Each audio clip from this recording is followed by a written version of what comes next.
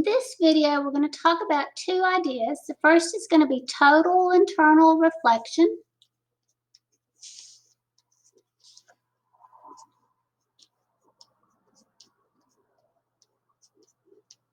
We can abbreviate that if we need to write it again as TIR. All right, let's think about what happens when light travels. Let's consider light traveling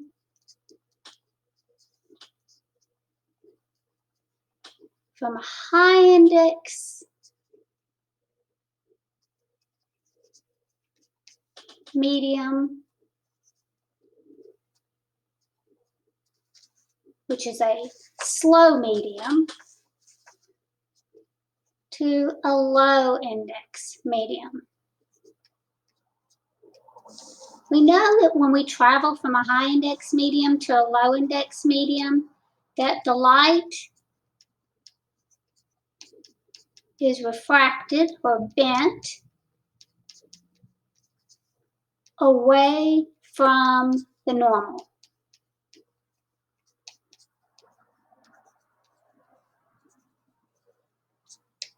So let's suppose that I have a boundary between two mediums. Here it is, my boundary.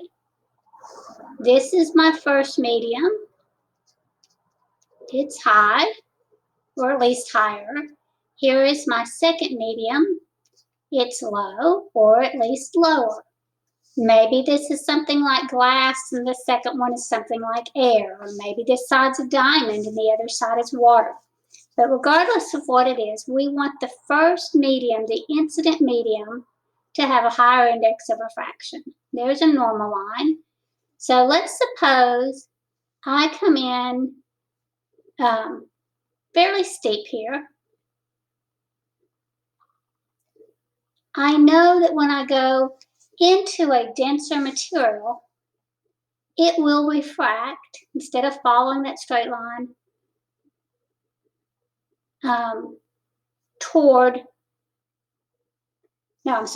I'm going into a low density, so it will refract away from the normal. So it will be bent, something like this. This angle will be greater. Now, let's get a different way. What if I come in at an even greater angle? Come in at an even greater angle, it will refract even more, even farther. Well, when we reach what we call the critical angle, the refracted angle would hit 90 degrees. When it reaches a point that the refracted angle will hit 90 degrees, none of the light will actually leave and all of the light will be reflected. In these other situations, in the first two, there was reflection. Some of this blue light was reflected, but some was transmitted. And in this green light, some of it was reflected. But when we reach the point where we're coming at an angle where the refracted angle would be 90 degrees, that's called the critical angle. And at the critical angle, measured from the normal,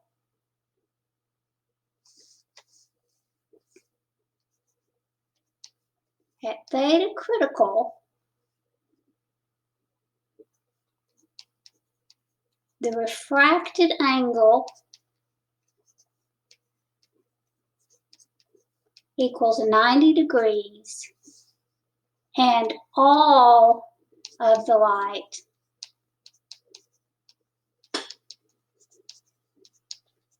is reflected. Now, the good news is Snell's law still applies. Let's see what this means. NA sine theta A, this is our rule, equals NB sine theta critical. Sorry, no, I mean theta B. It's not what I meant. This is going to be the critical angle. So whatever NA is, sine theta critical. And at the critical angle, theta B is 90 degrees. Well, sine 90 is just 1.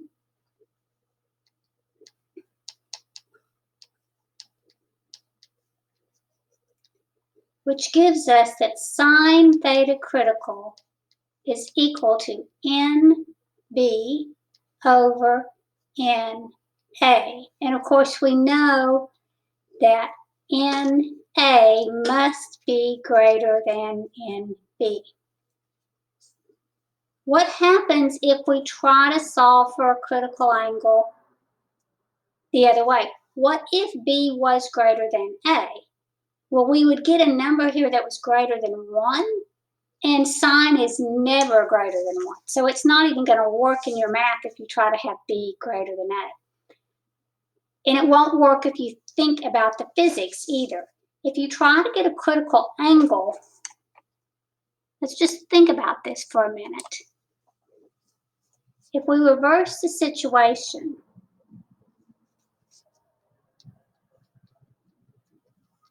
and this, our incident medium has a low index, maybe it's air, and our other medium has a higher index. In these cases, we refract toward the normal. So you would have a ray come in.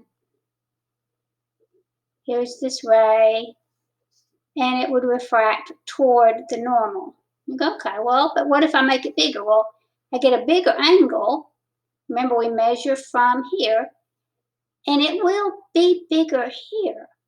But what you're going to see is you're going to hit 90 degrees here, incident, before you would ever hit 90 degrees here. So even if you come in really shallow, really big, like a really big angle, you still are going to refract into the higher density medium. So it doesn't work the other way. It doesn't work mathematically. It doesn't work if you stop and think about the nature that the incident ray would hit 90 degrees before the refracted ray would ever hit 90 degrees. So in order to get total internal reflection, you have to have light going from a high density medium into a low density medium. And the greater this difference, so that we get a smaller angle here, the smaller this NB over NA is, the smaller the critical angle. And remember, at angles greater than the critical angle, this is the biggie, at angles greater than theta critical, all the light is reflected. That means none of the light will escape. Well, objects that have higher indexes of refraction, like diamonds, some other specialty materials, high index glasses, they have very small critical angles. Well, if you have a small critical angle, then it's very easy to have total internal reflection. And diamonds are cut specifically to help encourage that reflection. That's what makes diamonds so much more sparkly than just plain glass. They have a much higher index of refraction. You get a lot more reflecting inside the cut diamond than when you would get inside a similar piece of glass. They also slow down light more. Light literally travels a little bit slower. So let's look at some examples or some applications. One place that we use this idea is with a 45, 45, 90 prism.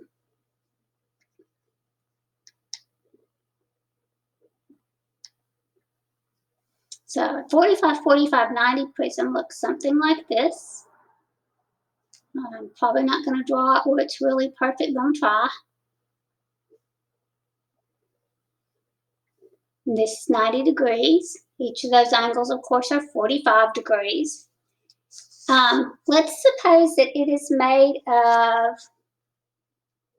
glass, nothing too fancy, that has N equal 1.52. Let's consider what happens if we're going from air into this glass. And I know that's going less dense into more dense, but that's how we're going to start. Let's find our critical angle. Sine theta critical is going to be the glass. And this is from going from glass. I want to be clear. This is the critical angle from going from glass to air. 1.52. Sorry, I did that exactly wrong. 1 over 1.52. So this is just going to be a sine inverse. Theta critical equals the sine inverse. Then you get a calculator. And it comes out to be that theta critical for this type of glass is 41.1 degrees. All right, so let's think what happens. Suppose that I shine a beam of light. Let's get a red laser. Red lasers are really common.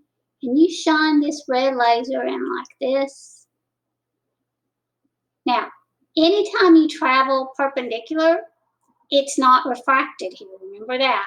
If you come in perpendicular to the surface, there's no refraction. If we think about the normal right here, this is a 45, 45, 90.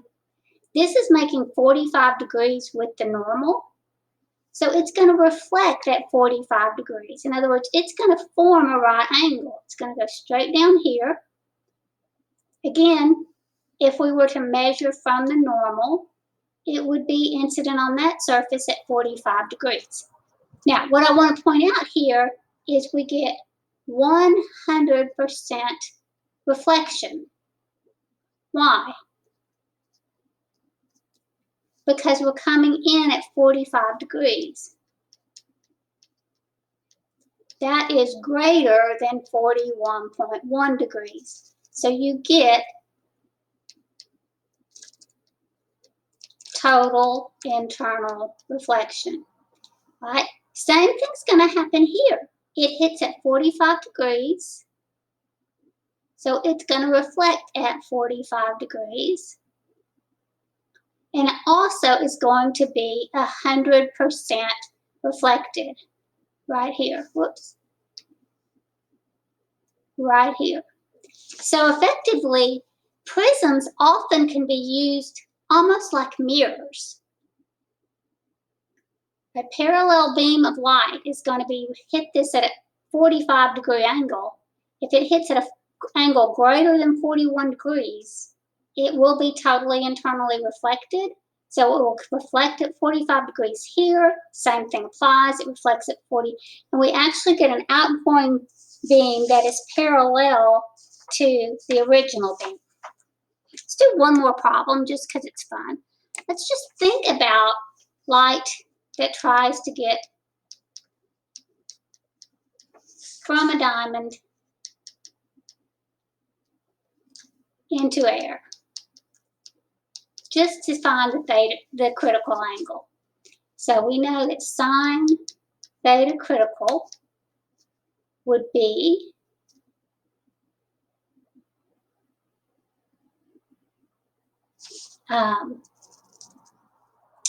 air is 1, a diamond is 2.42. If I do that sine inverse,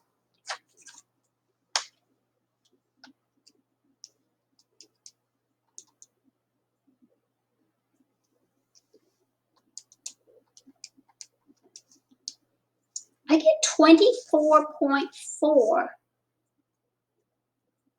the critical angle. What does that mean? Let's think about it. Here's the surface of a diamond.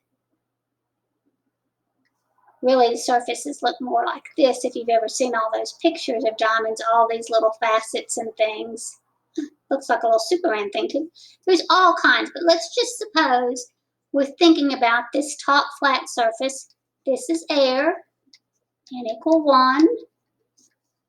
This is the diamond, n equal 2.52. Any light reflecting off the surface at an angle greater than 24 degrees. 24 degrees is probably, let's try to draw the critical angle, probably something like this.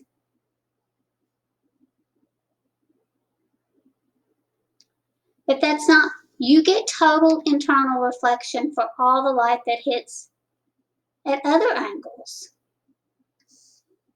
Anything in between. Okay. In a minute, we're going to talk about dispersion, which is also going to kind of help explain why you see colors when white light shines on a diamond instead of just white light. But it's the fact that the only light that can get out, light does get out of diamonds, is light that's coming in really close to that normal at an angle less than 24 degrees. If you come in at an angle less than 24 degrees, that ray is going to escape. But anything coming anywhere in here or anywhere in here, which 90 minus 24.4 is 65.6. So you can see how most of the light is going to have to bounce around a few times off these different surfaces before it hits at an angle where it's going to escape. So it gives that diamond that sparkly thing they're known for. All right, the last idea in this video is a pretty easy one. And it's lesson, this is 23.9 in your book. And it's dispersion.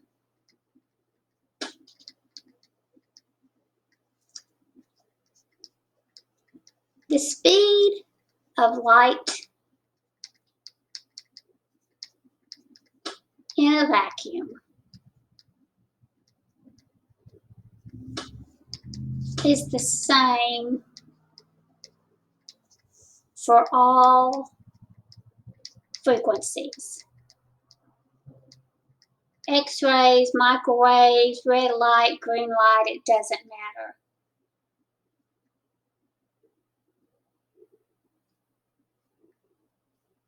Or if you prefer, all wavelengths.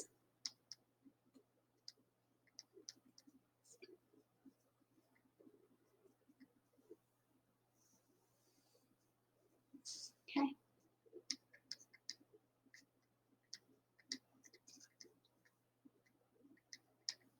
The speed of light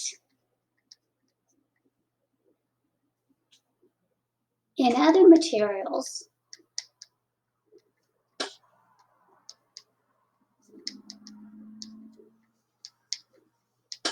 is different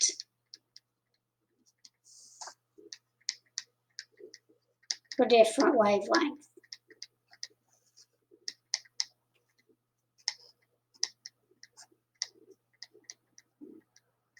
If you look in your book, there'll be a table that will give you, it's a little chart that will show you how the index of refraction varies for certain materials.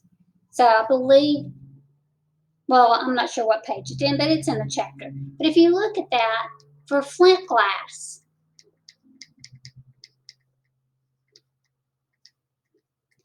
the index is equal to 1.61 for red light,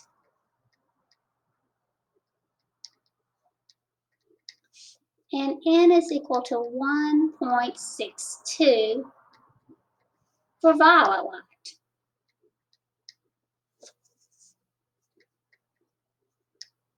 Now that may not seem like a very big difference, but it in fact is going to have an effect.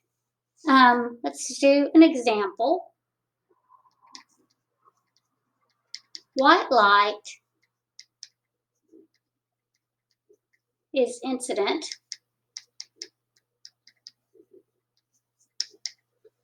on flint glass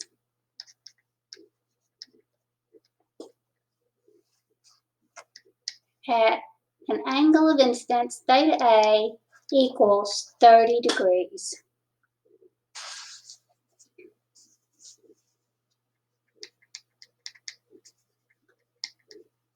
Find the difference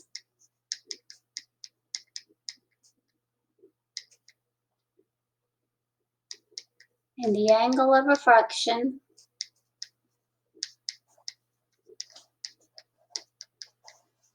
we're going to call this difference delta theta for red and violet light. So here's our picture. And here's our normal. And here's our white light. White light is coming in. But we know that white light is composed of all the different colors of light. This side is n equal 1. This side is n equal, it depends on the color of the light. So if we just think about the red light, we get 1, and this is 30 degrees, sine 30 degrees equals 1.61 sine theta d. So we just get our calculators, 1 divided by sine 30, 1 sine 30 divided by 1.61, and then that's like 0.31 whatever. I'm going to take the sine inverse, and I get that it's going to refract at theta b. Let's assume we have this at least a tenth. Let's keep a little bit more precision. Equals 18.1 degrees. So for red light, that's going to be the angle. Less than 30. It's going to be about 18.1. Right? Let's do it for violet. Violet light looks just the same. We have 1 sine 30 equals 1.62 sine theta b. We have a slight change. That's all. It's not a big change.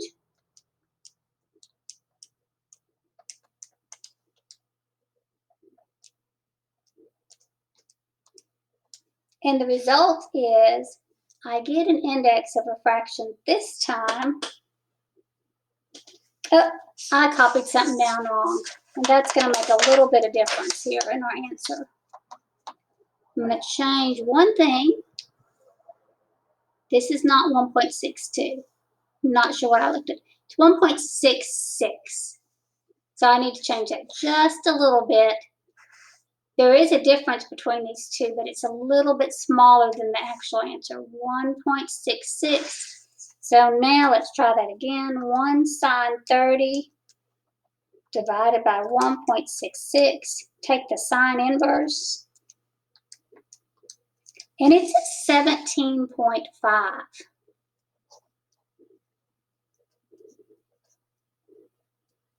So that violet light has a slightly different angle.